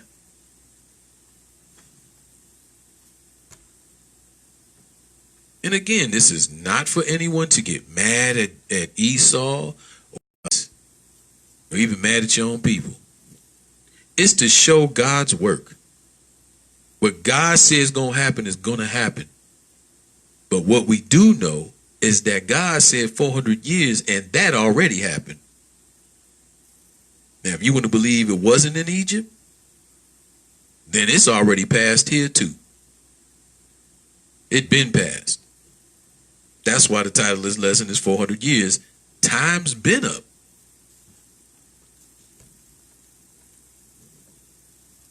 This is what was going on years ago, and it's probably still going on. And the thing is, the world is ignoring it. Because the Lord is allowing the world to do what he said they can do. Now, even though they took it far, and he said he's going to deal with them, I'm not about to fight the Lord's battle.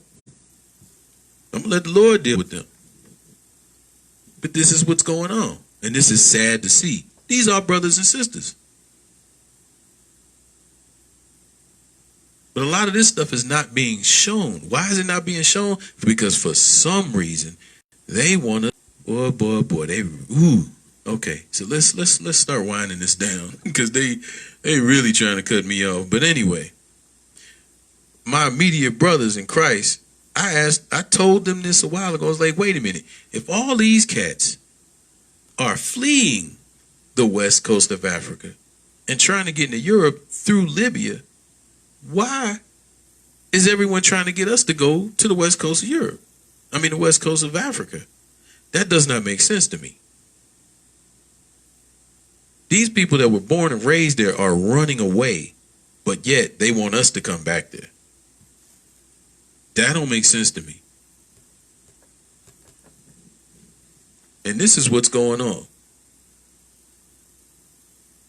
This stuff isn't being shown on the news. Barely. Not even on world. I watch world news. I don't even see this on world news. A lot of us pick this stuff up because we see things on YouTube.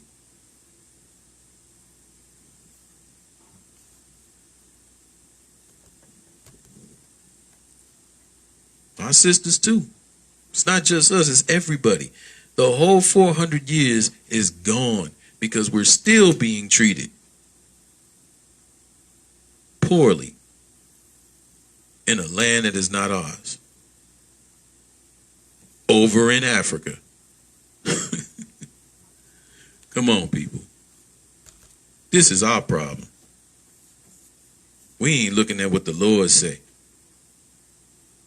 His people being destroyed for lack of knowledge.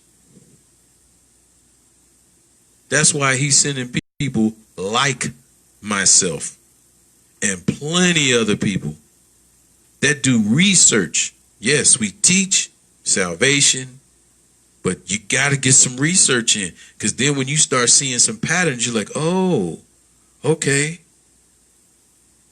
And if you're a researcher, you got to share it with everybody else. You can't go off of their emotions.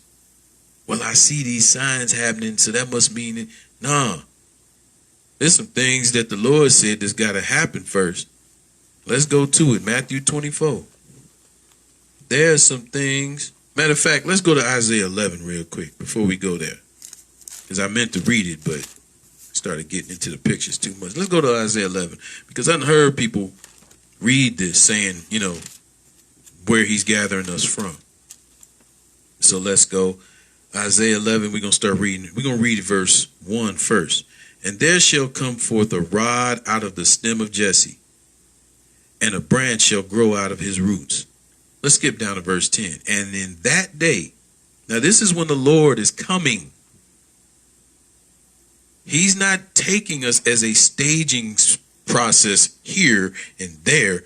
He's saying in that day, there shall be a root of Jesse which shall stand an ensign of the people. To it shall the Gentiles seek, and his rest shall be glorious. So this is the day of the Lord. This isn't a couple of years of people migrating back to Africa as a staging process. And again, this isn't to mock any of my brothers and sisters. This is just what the book says. And in that day, there shall be a root of Jesse which shall stand an ensign for the people, and the Gentiles shall seek and rest, and shall be glorious. And it shall come to pass in that day that the Lord shall set his hand again the second time to recover the remnant of his people, which shall be left from Assyria, and from Egypt, and from Pathros, and from Cush, and from Elam, and for Shinar, and Hamath, and from the islands of the sea. people are totally not reading that last sentence, because all these places that we just read are black nations, or maybe some in Arab nations now. But from the islands of the sea, that's the rest of the world. Who did the Lord call the Gentiles? What did he call the Gentiles? He said these people were the isles of the Gentiles. That's the rest of the world. So he's going to be gathering everybody from everywhere. And he shall set up an ensign for the nations, and he shall assemble the outcast of Israel, and gather together the dispersed of Judah from the four corners of the earth. Not America. Not sending you freely with your own money to to Africa. Africa is not the wilderness. This is where you're going to go on your own. So in that day, this is when this is going to happen. So let's go read in that day, Matthew 24. Now let's go to Matthew 24.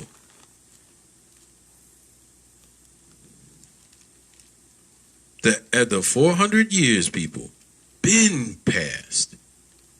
And there's people still holding on to it. And then because some people were wrong, they want to backpedal and give new dates. Just let it go. It's not prophecy for us. It was prophecy for Moses and them. It was prophecy for Moses and them. Matthew 24. Now remember, we just read in Isaiah 11, in that day, that he was going to gather his people from the four corners of the earth, right? So let's read Matthew 24, verse 3. And as he sat upon the Mount of Olives, the disciples came to him privately, saying, tell us when these things shall be, and what shall be the sign of thy coming and the end of the world. Let's skip down to verse 29 now, because now we're going to read what's going on in that day. Immediately after the tribulation of those days. So this is after the great tribulation. This isn't before. There is no rapture. There's something else, but it's not a rapture off to heaven. It's something that you got to do to try to be protected from the great tribulation. But everyone's not going to make it. That's another lesson. Immediately after the tribulation of those days shall the sun be darkened, and the moon shall not give her light, and the stars shall fall from heaven, and the powers of the heavens shall be shaken. So all through the book, we know when Christ is coming back, that the sun's going away, the moon ain't going to give it light, and the stars going to fall from heaven. So if anybody ever comes and says, listen, Christ is in the, you can read that in the rest of this chapter. Christ is in the temple, or Christ is in the desert. He said, believe it not. When he come back, you'll know, because that sun going to be gone.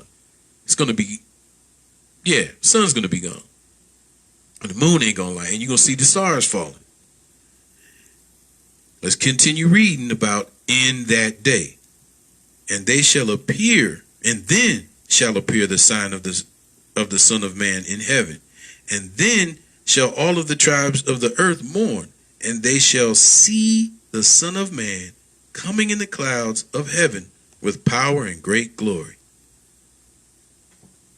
And he shall send his angels with the great sound of a trumpet, and they shall gather together his elect from the four winds, from one end of heaven to the other. In that day, he's going to take everybody from all of the black nations and around the world. In that day, the same way in that day, on the first day of Feast of Unleavened Bread, he brought everybody out. That day. Let's skip down to verse 36.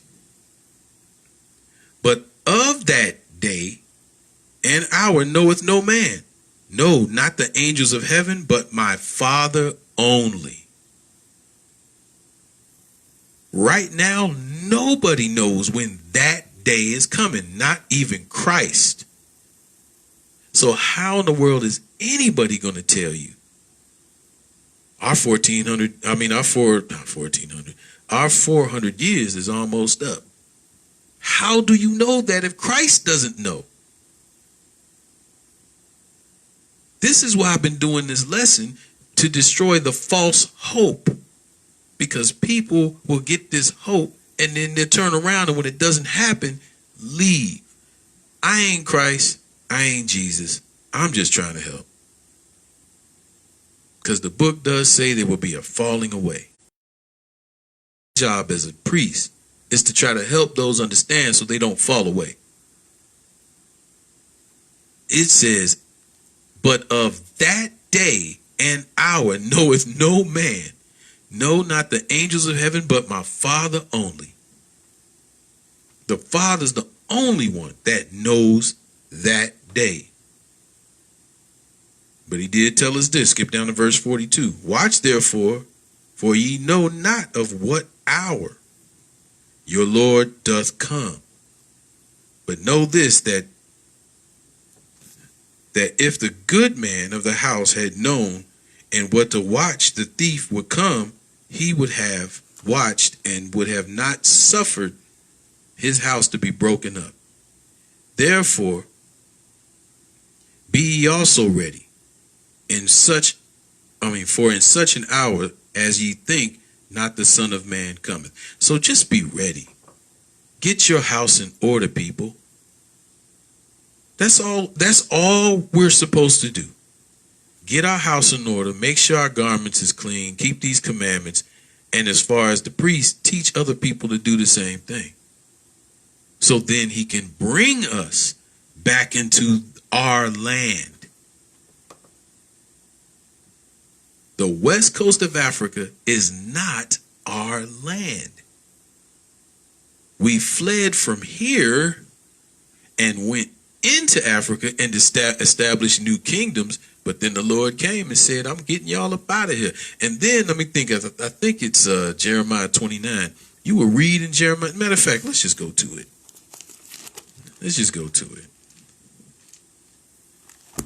I don't want to tell you. I like reading. And I ain't really read a lot for this lesson. I'm trying to see where it is. Where is it? Let's start at verse 14.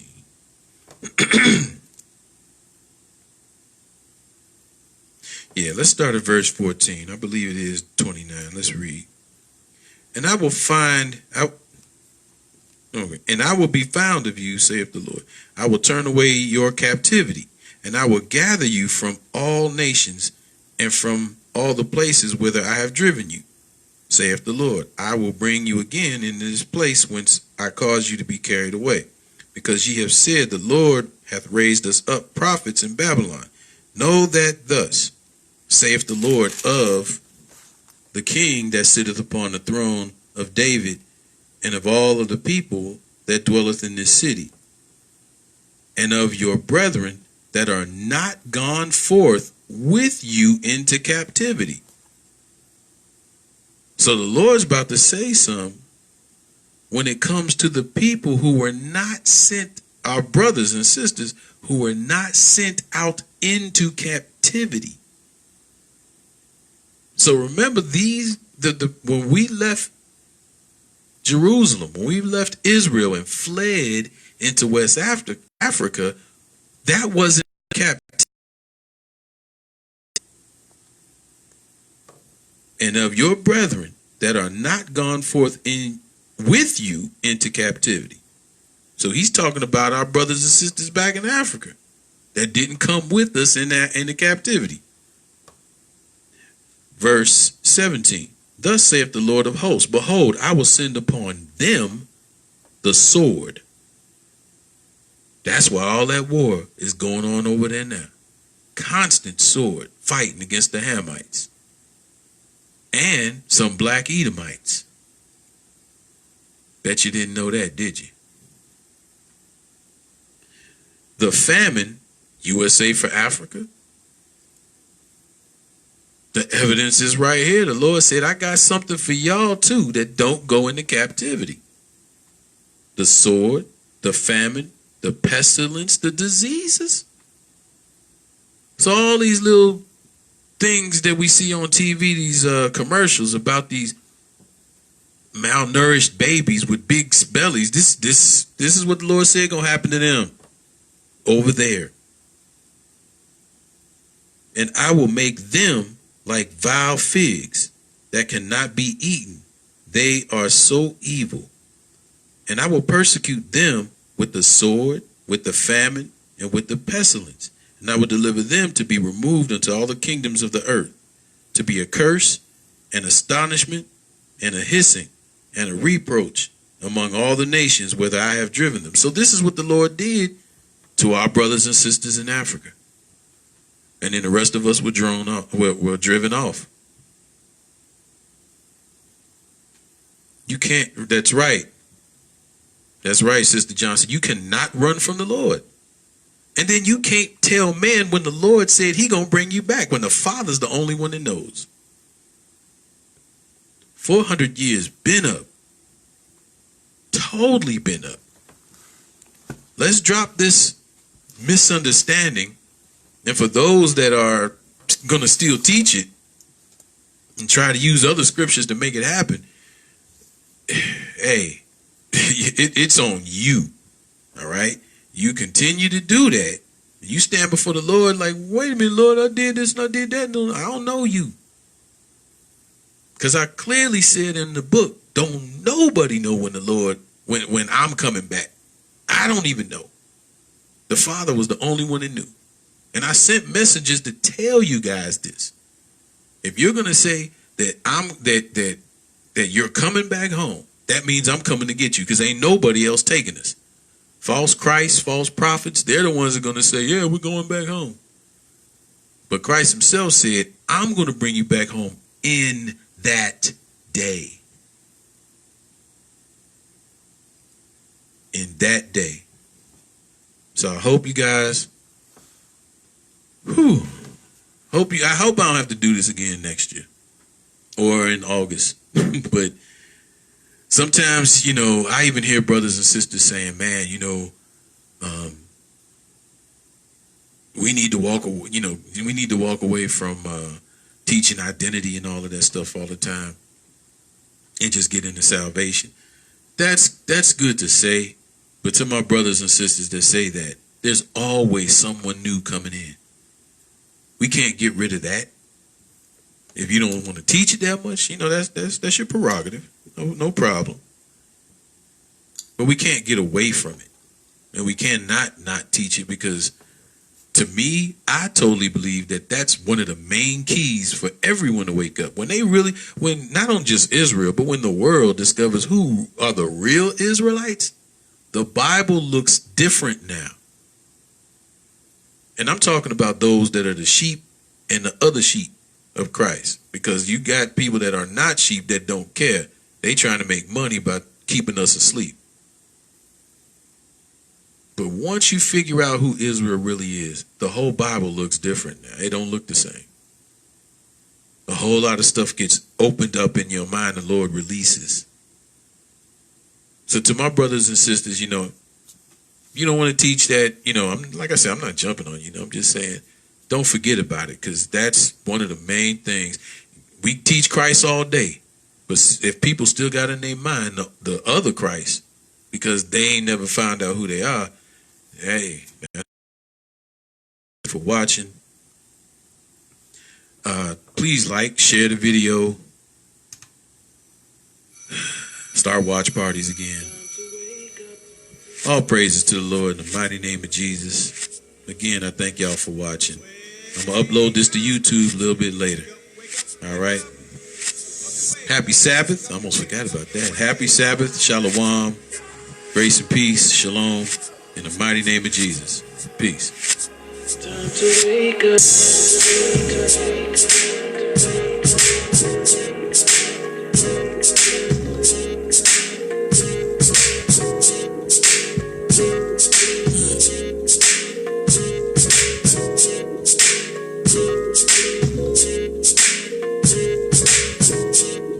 Time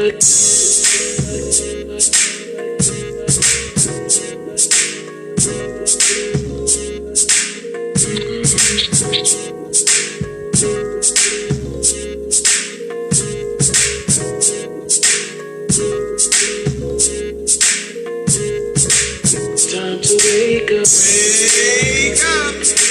Wake up, wake up, wake up. Up you wake, up you wake, up you wake, up you wake.